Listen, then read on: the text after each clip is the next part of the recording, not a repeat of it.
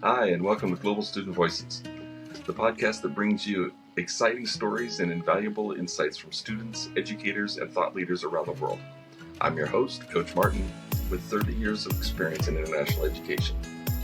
Join us each time when we navigate the exciting journey between international secondary school and university. Let's get started. Welcome to Global Student Voices. I'm Scott Martin, and very excited to have with us Stephanie Smith. Stephanie's going to share from her experience, and this episode I think is going to be especially helpful to current college counselors at international schools. I think you're going to find this really, really useful. But I also think that parents and students are going to be, some of you are going to be surprised by some new information. So I'm excited again. Welcome, Stephanie. I'm really excited to join you today. Yeah, thank you. This is great. As Stephanie, as you know, and as listeners know, I'm new to podcasting, so please give us lots of grace as we attempt to use this medium to share some really good information. I think it's going to be really valuable. And Stephanie, tell us a little bit about yourself and maybe why you think I contacted you about being on the show. Well, I am currently a school and university counselor. I work overseas in an international school. I worked in several international schools. This year, I'm starting in a new school in Malta. Scott and I have connected through Anderson University. He worked there when I was a student there. And have stayed connected as we've kind of worked in the same realm of international education. I have been working both in the US and abroad in school and university counseling for about 10 years, working in Eastern and Southern Europe in the schools abroad mostly. And so in conversations that we've had, the option or just kind of the direction of a lot of my students has shifted in the past decade from looking at North America for university to Europe for university. So partly due to location, partly due to the demographics of the students that I work with.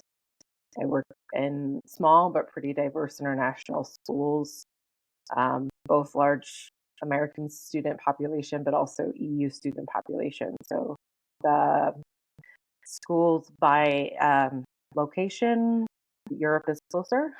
Sure. Europe is a good option for a lot of different reasons.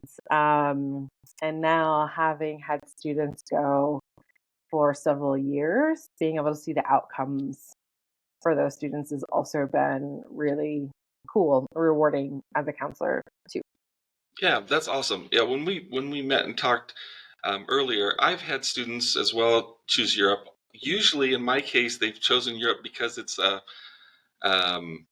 country of origin. A parent is originally from there, and maybe they even want to study in their parent language. And so they've gone to Italy so they can study in Italian, or they've gone to Netherlands so they can study in Dutch. But this new trend is actually in part triggered by the opportunity to study in English, which for our listeners that are at international English-speaking international schools, that's a huge up in terms of preparation and admission.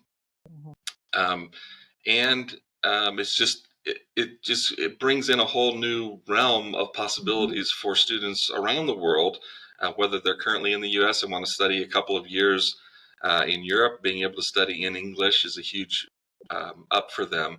But tell us a little bit about maybe a couple of schools that your students have found very hospitable to them, and what they're enjoying about that experience. Well, I do want to mention too, most of my students, even my students who maybe EU students and are going back to their country of record, are often choosing to study in their country of record in English, Sure. because that has been their educational background. So Right. they're going to go to the University of Warsaw and study law, but they're going to do it in English because that's what they've been studying in for the last several years. So um, I do occasionally have a student who's studying in another language, or in a bilingual program, but it's usually English program. I think for me, um, I, a few years ago, I saw a pretty major shift in my students looking at opportunities in the Netherlands. Hmm. Um, Quite a few students applying, quite a few students going to both the research universities and the universities of applied sciences in the Netherlands, which are two pretty different types of educational options. And there's a third, the University College, which is kind of a cool liberal arts esque focus within the larger research universities. I've had students have really great experiences in the Netherlands. I do want to qualify the last few years, there's been major issues with housing because everybody really likes to go to the Netherlands.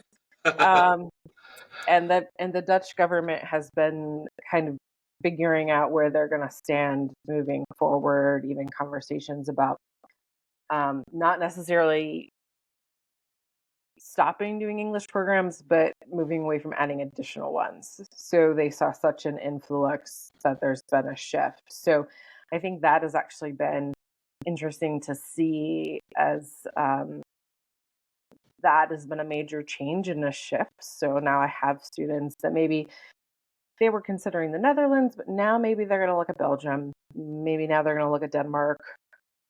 Similar cultural dynamics, Sure. but a little bit um, more access right now, ease with housing in particular is a major. Sure. Um, and then I currently working in Southern Europe, and in the past worked in Southern Europe as well. There's always been a draw to places like Spain and Italy, um, because they're used to the sea and the sun. Sure. And so just by nature, I think when I worked in the school in Belarus, I saw more students looking Eastern Central Europe, Northern Europe, the Baltics. Um, and might say some of that was climate climate influence, Sure. which is definitely part of the process when you're trying to find a place where you're going to be physically comfortable for 3, 4 or more years in your university studies. So um, I'd say my students, it's been a mix, whether they're looking at public institutions versus private institutions. One draw of the private institutions has been there are several where they have quite an emphasis on bringing in really diverse international student populations. So I've had students. It used to be Jakobs University in Germany. It's changed name to Constructor University. They have a partnership with a different German school. I've had some students go there and have a really great experience, but they're a little bit different in that they're kind of a small residential campus, which is not the norm, Right. but very intentionally international. I.e., University in Spain, very intentionally international.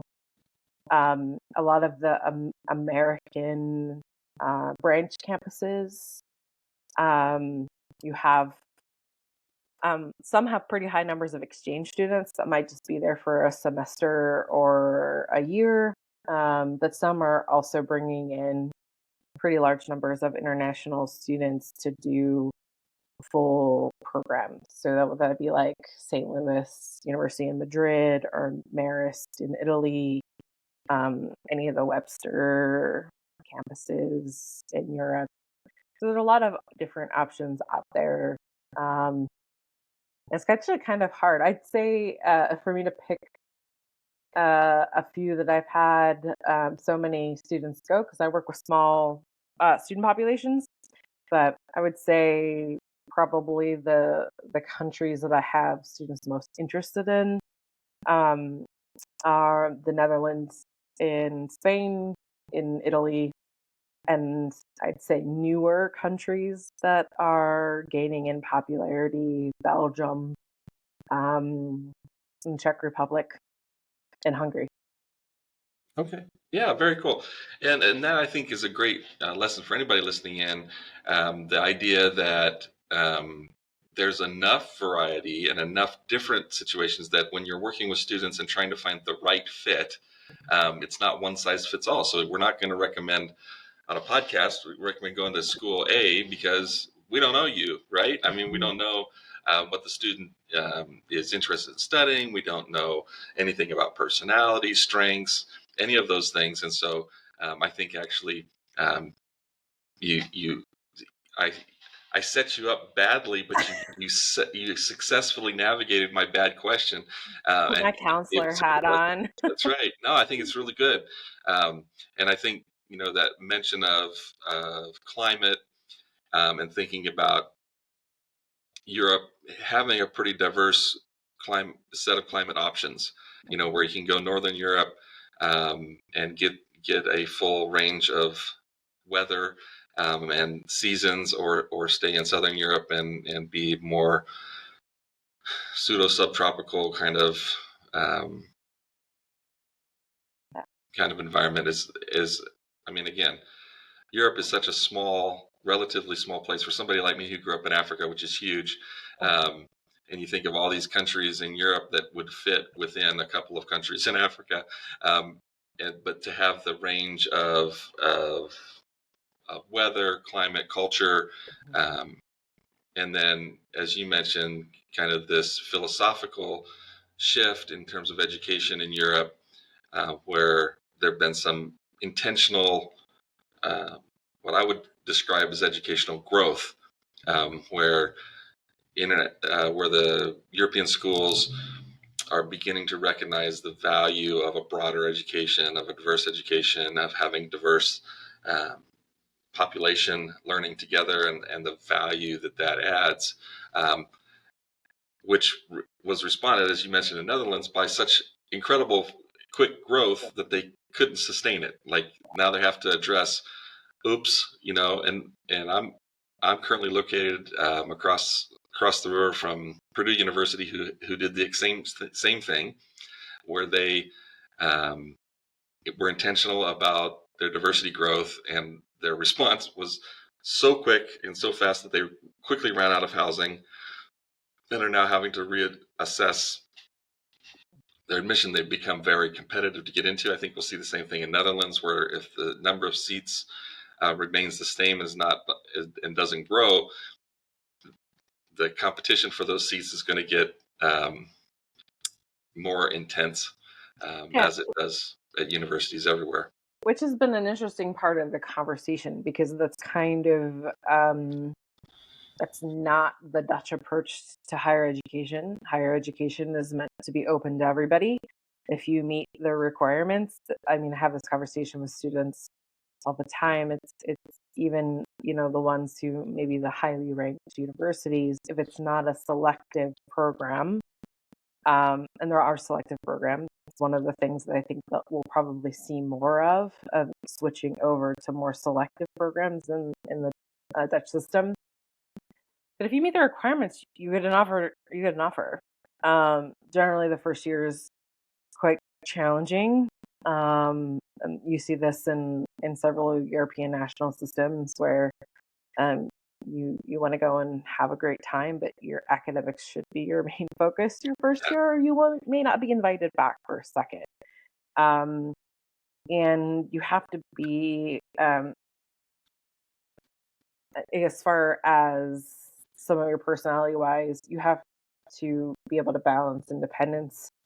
Um, and you also have to be proactive. So if you do need help, you have to be able to go and ask for it. Yeah. Which is not, I mean, it's true in the United States, but there's a lot, having worked in higher ed in the US in student affairs. There's a lot more hand holding in that environment than there is in any sort of European system. But yeah, so even that conversation about the philosophy and approach to education in the Netherlands is interesting because that's a big shift away from kind of this approach of you meet the requirements, you get in. So it's not like you need to apply to 16 schools and may not get into any of them. No, if you have the requirement, you're gonna get in, Yeah. which is actually one thing I quite like about the European system. It's a little bit it's different than kind of the rat race that comes with American admissions. Um, Usually, it's a little bit more transparent and attainable. It may not seem so at first because it's a different system if you're used to American higher ed. Um, but in actuality, it really is. You don't have to have excessive extracurriculars and have started your own NGO and speak 16 languages to be competitive in a holistic admissions process. There are programs like that, but on the whole, it's kind of like checkbox. You meet this requirement, you meet this requirement, you meet this requirement. Okay, great. We'll give you a shot. Which is so different than Well, than the US. yeah, I think there'd be a lot of appeal in a lot of families for that. Um, it we all like to have a little bit more control of our lives, and I think the admission process to university so much is outside of our control in many places. I've had students applying to SNU or Yonsei University in Korea. You can't control when you started studying at a university. You can't control a lot of things that they then take control of, right? So, and at American universities, you can't control what appears to be a bit of arbitrariness in their application process. Whereas, as you mentioned in Europe, um, it's a lot more check boxes, and that's things that you can understand. Um, It and it and almost it's really challenging, I think, sometimes for students and families because and you probably see this as well, students applying cross systems. In the early fall, we're working on their, Common App essays and this, that, and the other. And in the spring, they're compiling their behavior narrative from second grade for their stack of stuff for Korean admissions. Um, and when I sit down with the student to help them with the European application, and we do it in like 15 minutes, they're like, "Wait, is that it?" Yeah, that's it. You may have a motivation letter, you may have you may have other things, and I'm speaking in very generalized of course, terms because we're talking about dozens of countries, but in general, it's quite a bit different than um, than some of the other popular destinations when it comes to the admissions process, and oftentimes families are sometimes skeptical of like, no, this seems like it can't be real. And that was way too easy. yeah, well, again, it's kind of a different approach that, a lot of European countries believe that everyone should have access to the higher education, and it should not be an unattainable process to get in.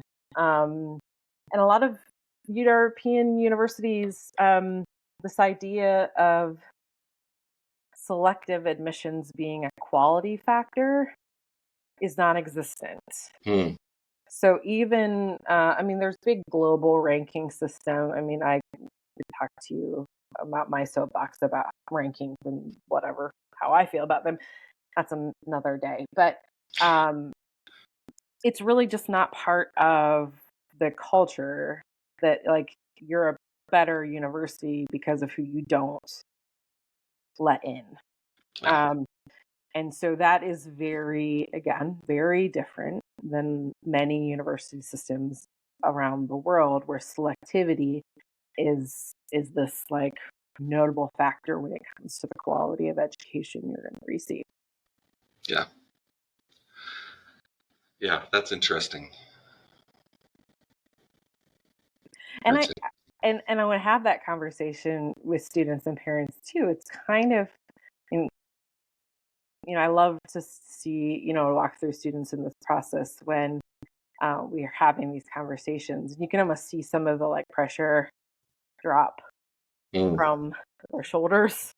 So I do really love working with students and families when we're going through this process, whether it be, a university, and this may even be an American university that does rolling admissions and is less selective, or a European university that has just kind of a transparent process. Um, College admissions should not be the pressure cooker that it has turned Yes. into. Yeah. Hey there, GSV listeners. Before we dive back into our conversation, I wanted to take a moment to thank our incredible guests, the students, school officials, and thought leaders who inspire us with their stories and insights. As you're listening today, be thinking of ways that you can support the guests of this show. There are links in the descriptions with just some of the ways. I'm Coach Martin, your host and your partner in navigating the university journey. Whether you're exploring university options, preparing for admissions, or seeking support during your academic path, my books provide practical guidance and insights to empower your university success. Join me in individual coaching, group sessions, or courses designed to equip you for university life and beyond. I am from Brazil, but I attended an American school in Indonesia for my secondary education. So my situation was really confusing and really scary. Coach Martin really understands global students, and he loves helping us out. Again, thank you for listening. Explore the podcast description for links and resources and contacts discussed in today's episode. Visit www.theglobalstudentsolutions.com to learn more and embark on your journey toward university success. Now, let's return to our conversation. Let's kind of get into some nuts and bolts for students or for counselors who've not worked with European universities before, or have done so kind of peripherally, where it hasn't been kind of a part of our normal pool of schools. Let's say I'm at a school in Thailand. I've got, let's just be random, but let's say I have a student from Indonesia who's attending the school in Thailand, wants to study, or I think there might be a good fit for them in Europe. When we're searching for the schools, are we looking for, is there kind of a place to search for English schools, or like what is the process like? What would you recommend in terms of how do I explore this as a student? It's not as easy as like going to, the UK and like searching in UCAS and you find everything in one place, or even the United States where like you might be utilizing Common App. Although there are some universities in Europe that utilize the Common App. Yeah, there are a handful. But some countries do have a system for searching undergraduate programs. So we keep talking about the Netherlands, but in the Netherlands, Study in Holland is kind of the repository for searching courses and programs. There's been some really kind of unique efforts in the last few years in other places that maybe were not as common destinations to promote international students' application. So one example of that is the Study in Prague Consortium, which is a consortium of public universities in the city of Prague. They have a fantastic website that just has a list of they have all of the undergraduate and graduate programs offered in English, connections, contacts for the university representatives to kind of walk through that process and whatever. But I think one of the starting points too is you have to consider it's kind of your pathway to European education, and that does a little. We're looking at admissions requirements. There will be some systems that if you're graduating with a U.S. high school diploma, you might have to have AP. We talked about the Dutch universities. For research universities in the Netherlands, you need to have a U.S. high school diploma plus a minimum of 3 to 4 AP exams of 3 or higher. Applied science universities, you can apply directly with a high school diploma without the APs.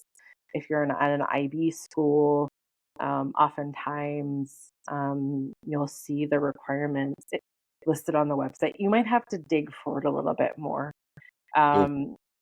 So usually what I tell my students, because I'm coming from a U.S. curriculum school with advanced placement courses, we do a search. If we can't find it directly on the website, which is a little bit dependent on how much the university is focused on recruiting international students, is how really easily you can find it.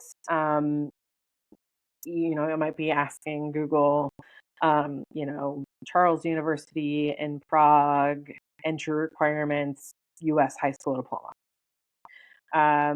So it does require a little bit more searching oftentimes. One thing that I can say in the last few years is that has been on the university's part, seemed to be, for me anyway, more intentional in providing that information a little bit more straightforwardly as they have more interest from international students coming into the program.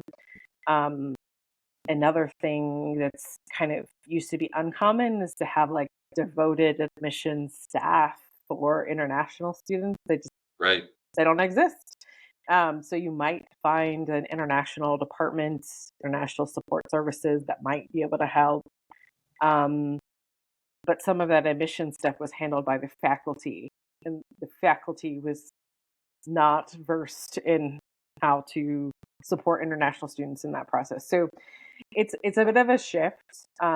Definitely private universities, you're going to find a lot more staff focused on supporting students in the process. Sure. But I'm seeing it even more from public universities and kind of these consortium-based organizations to internationalize campuses on the public side as well. Yeah, well, that's really good news, because I do remember, if I go back 15 years or so, at European universities was very much a safari, and you needed a guide, and you were in the forest hunting for your access point and kind of navigating, and it was really, for me, very fun, but for the students, often overwhelming and stressful. In a different way. It wasn't in that competitive stress side, but it was just, I'm out here, I don't know where I'm going, and I feel lost. And the logistical piece, and I have this conversation with my students at the end of grade 11 every year. I am super supportive. If you want to apply in Canada and Abu Dhabi and Japan and Norway, great. But that means you have to juggle and understand different sets of requirements, different sets of timelines, different sets of deadlines. And it's totally doable, but it does take some, again, you have to be proactive on your part. But I do think that those are the type of students that are going to be successful in that endeavor. Yep. If you need so much extra support in even just getting through the application process, this may not be the best. We talk a lot about fit. That may not be the best fit for you as a student. Yeah. And that is something I think that is pretty true, especially in the public university side, in European universities. You need to be curious and open to new ideas. You have to have this strong desire for independence, but you have to be a bit adventurous and flexible and be proactive in, when it comes down to, whether it be finding your housing, scheduling your classes, showing up to your classes. No one's going to try to track you down. As a hall director at a small liberal arts college in the U.S., I tracked kids down when they didn't show up to class. I got a message from a professor. It's not going to happen in a large public university, probably in the States either, but definitely not in Europe. So privates, you might see a little bit more intentionality in that way. So again, it's finding what's a good fit for you. And again, I'm not saying that's good or bad. We're all at very different places at 18 years of age. Yep. But I do find in the students that we're working with who've grown up internationally, many are a bit more independent. They're able to hop on public transportation and get to point A and B with no problem. Drop them off in a city where they don't speak the language, like, meh. No big deal. Yeah, no big deal. So I think it can be a really good fit for the students that we are often working with in these settings. And there are support services available, whether that be support for students with learning difficulties, mental health support services, Okay. which is great. And this is something that I think comes up a lot in conversations that I've had in the last couple of years is, what kind of services like that are available. They're there, but you have to be proactive. You are going to have to find that office and sign yourself up. Someone's not going to show up at your door and say, all right, we're going to walk you to the writing center to sign up for, this extra support. So it's just a different kind of process. Yeah. Which I think is a great, both the application process and success or thriving at the university are both predicated, are both kind of part of the test, right? If you can navigate the application process, then maybe you'll be able to be successful at our college. And, we may not have a physical test, in addition to the SAT or something that you need to take to prove that you can be successful, but we're not going to make it easy, so easy that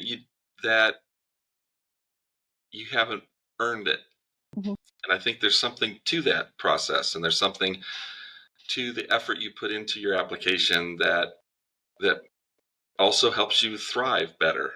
And so I'm glad to see schools recognizing the value of international folks in their system, but I'm okay with it not being easy and not making and having to learn the system, because if you're going to go there, you need to know the system and you need to know how it works, and obviously it doesn't need to be overwhelming, and that's why you have folks like you at your school or independent folks out there that are helpful to families. But I think that idea of being proactive is the lesson you need to have to thrive at university. You have to be proactive. You can't just say, well, what's the easiest way to get in? What's the easiest school to get admission to? I don't care. Like, I don't want that for you, right? Yeah. As an advisor, I want you to thrive, and getting in easy is not going to help you thrive with anything. Like, how's that set you up for life?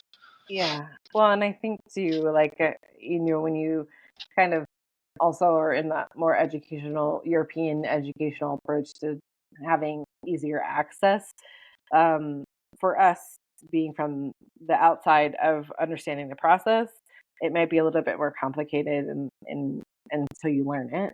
Had someone like me, like, yeah, this is so much easier than doing, Korean admissions, for example.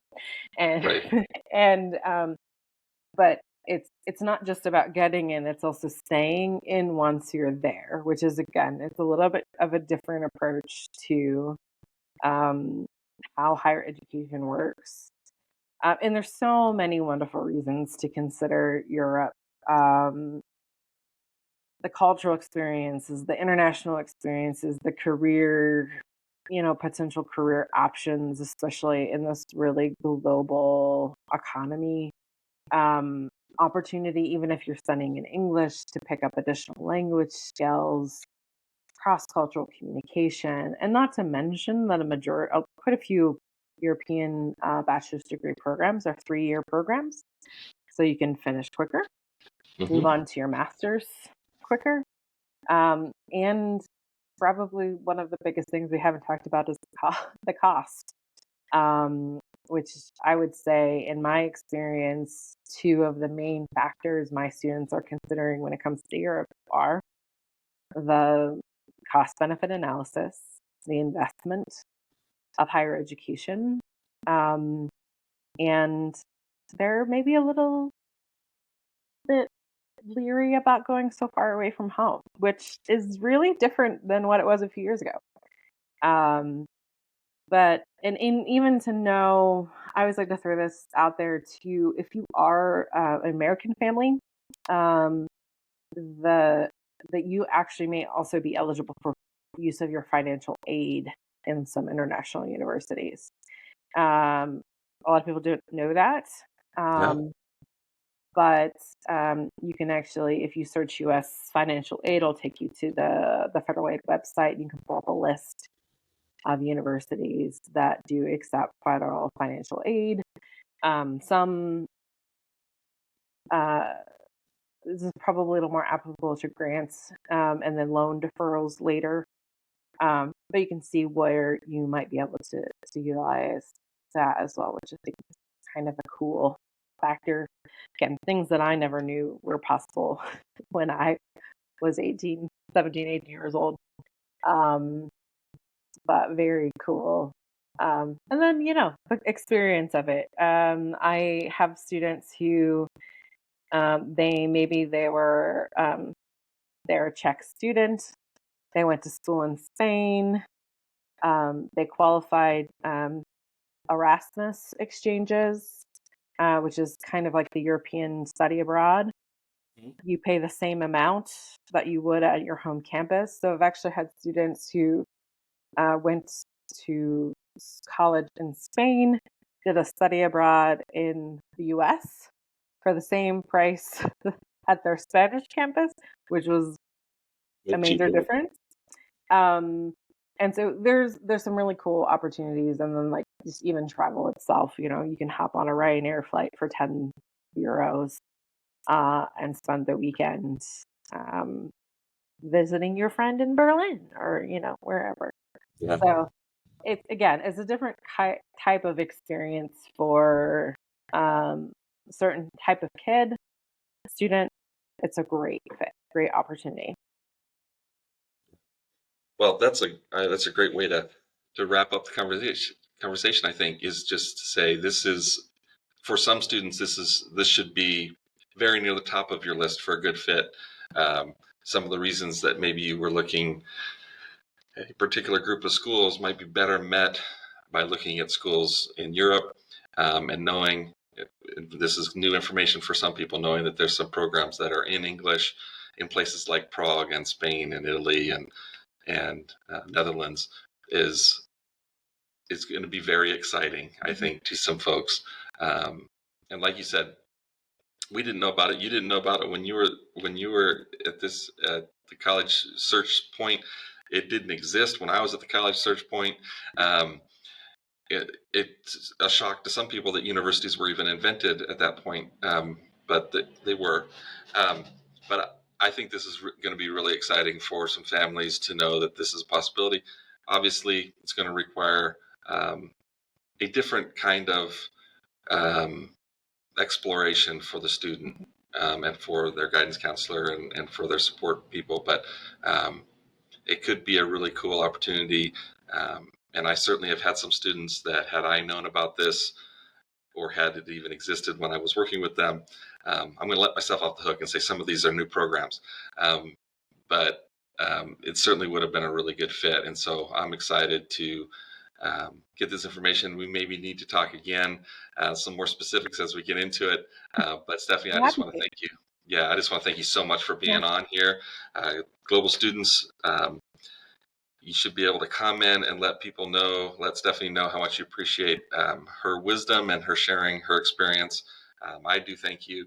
And thanks for having me. Yeah. That's fun. All right. We'll talk again soon. Thanks again. And thanks for tuning in to Global Student Voices. Thanks, everybody.